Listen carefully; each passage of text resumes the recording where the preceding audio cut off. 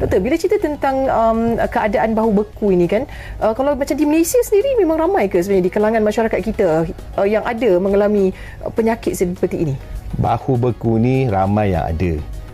Tapi kalau kita lihat perbezaan bahu beku dengan artritis lutut, ramai lagi fokus kepada lutut kerana hari-hari kena jalan. Bangun pagi kena jalan. Maksudnya penggunaannya memang tidak boleh lari dengan penggunaan kaki tu. Walhal untuk bahu ni mungkin bila dia bangun pagi tu nak mandi, nak pakai baju tu dia kena angkat. Selepas tu penggunaan bahu tak banyak. Makan pun menggunakan siku. Kan? Jadi dia boleh, orang kata, adjust dia punya lifestyle dia untuk tidak menggunakan banyak bahagian bahu itu.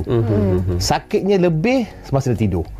Jadi tidur kadang kita tak perasan, kita bila toleh di sebelah kesakitan bahu tu menyebabkan kita nak tidur susah, masa tu baru nak jumpa doktor.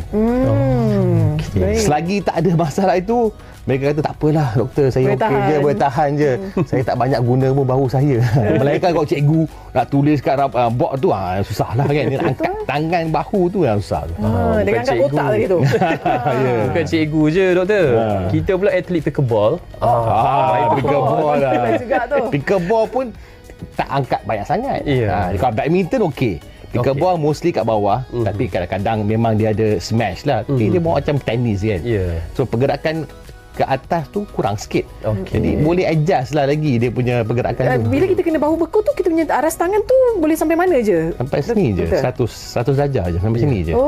Dan nak ke belakang tu memang tak boleh. Dia akan sakit lah. Baik.